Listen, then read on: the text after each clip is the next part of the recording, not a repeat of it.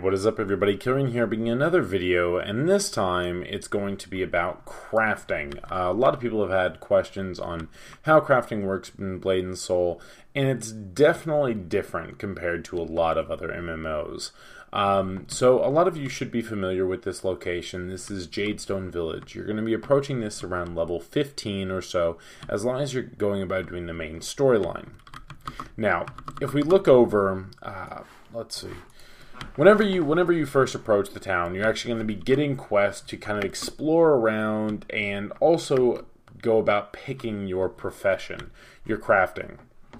Now, there are 6 crafting professions that actually will net you an item that you can actually use in-game and everything like that.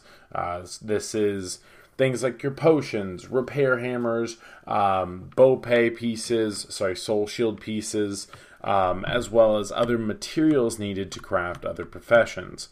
So first I want to address which one or what professions are in the game, and then how you go about actually crafting. Now, the first one that I'm going to address is soul shield crafting. This is probably the most common one because, for the most part, it is the most practical. You can actually make use of it the most. The reason why is because what soul shield crafting does, it doesn't make an entire soul shield set. It actually makes specific kinds of soul shield pieces, which will give very high substat, which is used to upgrade your bow pay or your soul shield. Sorry if I keep saying bow pay. I'm just way too used to it. As you can see here, the Artisanal Viridian Critical Soul Shield.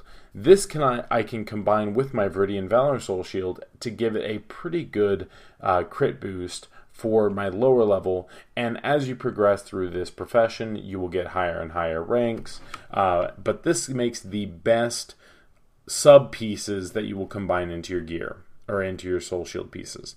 It also makes transformation stones, which as you level up and gear up, you'll become familiar with transformation stones.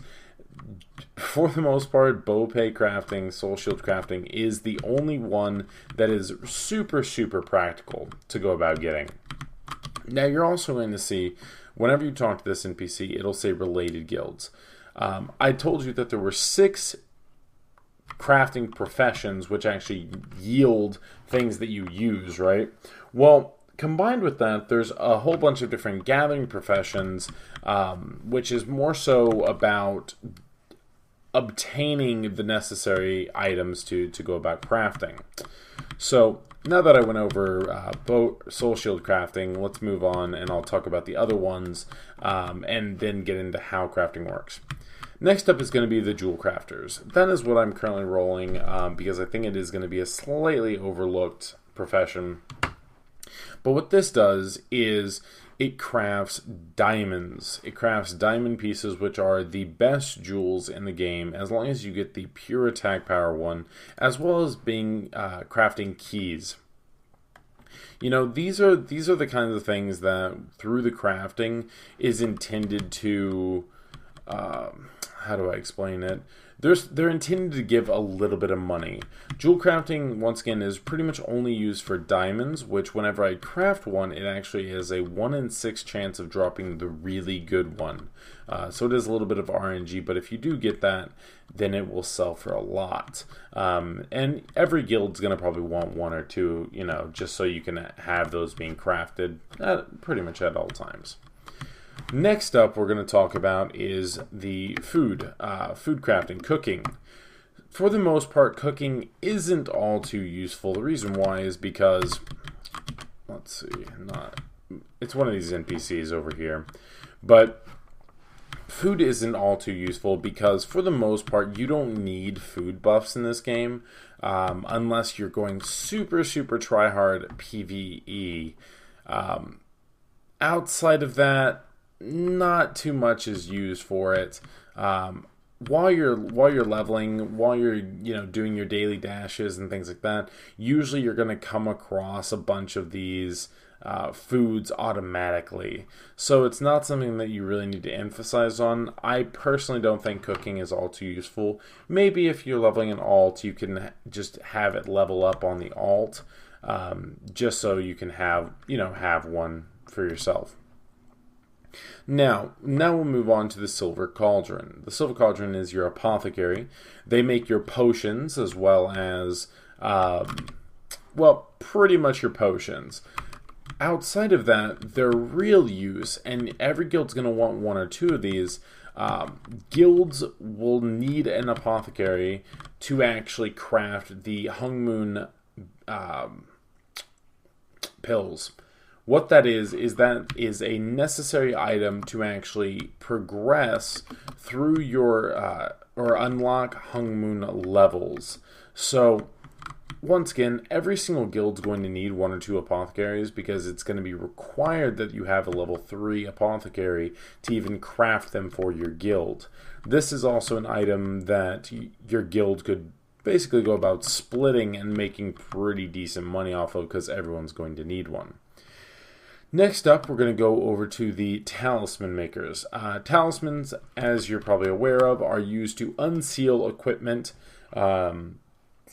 so you can properly combine things or properly use them for glamour, things along those lines.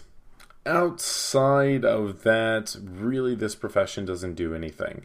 The resealing charms are the only real way you can maybe make a little bit of money, and so it's not all too profitable and not all too recommended. You might want to use some revival charms. Those could always be useful in a PvE group, but it's not one that I would highly recommend. Second to last, we're going to head on over here to the blacksmiths. I think they're called the Forge Keepers. Forge Keepers don't do all too much either. The main thing that they will do for you to make money, to make gold, is going to be making repair hammers. So you're going to make repair hammers at a cheaper rate compared to your standard NPC, and everyone's always going to be using repair hammers, so it's once again another small way to actually end up making a little bit of money. Or crafting your own repair hammers and saving yourself a little penny, though they do drop fairly common in normal dungeons. And lastly is one that I highly recommend for a lot of people, and that is going to be the Merry Potters. The Merry Potters are not a group that actually makes much stuff for you, but they make all the items that are necessary to craft a lot of the higher end items for, I would say, mainly say the Jewelcrafting as well as the Soul Shield crafting. And those are the ones, so this profession is going to always be needed because all the Soul Shield crafters and all the gem crafters are going to have to buy your refiners to actually make their stuff so that they can make money. And also, pickaxes and bowls and jars, all these things can be utilized to actually gather water, and they're for food, the high-end food, and things like that. That's why I think the Merry Potters are going to be very, very essential. Now, moving on to kind of showcase how crafting actually works. You don't actually do any of the crafting in this game. What you do is you just send work orders out by paying a little bit of a fee. So let's go ahead to my crafting, right? So as y'all saw, I am a part of the Radiant Ring, or the Jewel Crafters. Now, to make this gear, you have to go about obtaining a couple things. Like let's look at this right here. I need polished sandstone, I need simple refiners, and I need triangular gem fragments. Well, to get polished sandstone, I have to have sandstone. To get that, I'm a gathering profession of the stone cutters. Now I can say, okay, I need this sandstone so I can make the polished sandstone. All I have to do is simply place an order. It'll cost me 15 copper to place this order. It will craft for 30 minutes, and then I can receive the item. Plain and simple. Keep in mind, this is a 30-minute timer, so you want to start doing this early because it basically, while you're doing all of these, it's giving you guild points. It's giving you actual experience in the profession. So you're going to have, like, there's no way to power level this stuff. It's going to take time regardless, so do it early. So once I obtain that sandstone, I can go on over here. Yes, I want the polished sandstone. I can place the order. Now, the way crafting works as well is that if we take a look here, for example, with the polished sandstone and the simple refiner, the two professions that they recommend to me here, oh, well, it doesn't show here. But let's say I decide to go with Soul Shield Crafting. They recommend the Tree Fellers as well as the Trapper Alliance. Well, realistically, to make the transformation stones, guess what? I need something from the Merry Potters. You can't really choose two primary crafting professions because you're not going to have the necessary... From that, you're not going to have the necessary basically sub-gathering to be able to sustain that. So this kind of creates an economical cycle where other crafters are buying for other crafters, or if you have alts, you will always be able to basically, use your alt to make the order of the next one, send it over to your main character, craft on that, and so there's going to be a lot of kind of this cycle going on for your crafting. Now, once again, guys, just a quick, brief overview. I highly recommend either the Soul Shield Crafting or the Merry Potters. Merry Potters will always be useful because everyone's going to be constantly buying the stuff, especially early on, to level their professions and craft a lot of items. The Jewelcrafting is good. It's kind of RNG, but I think that everyone's going to need some. You're going to need an alchemist in your guild so that you can craft the necessary items to actually ascend through Hung Moon levels. And then lastly, and the most practical and most used, is probably going to be the Soul Wardens or the Soul Shield Crafters, because they're going to be using the transformation stones as well as crafting the best sub-Soul Shield pieces to combine into your gear. Hopefully this gives y'all an idea of how crafting works. Actually, let's address one more thing. Whenever you first come into the area and you choose your profession, you will get quests to unlock the next level, or the next ones that you're going to see here. In the bottom here, you're going to see sample locations. To unlock and to be able to place orders for these, you have to find these rocks, find these things in the open world only once.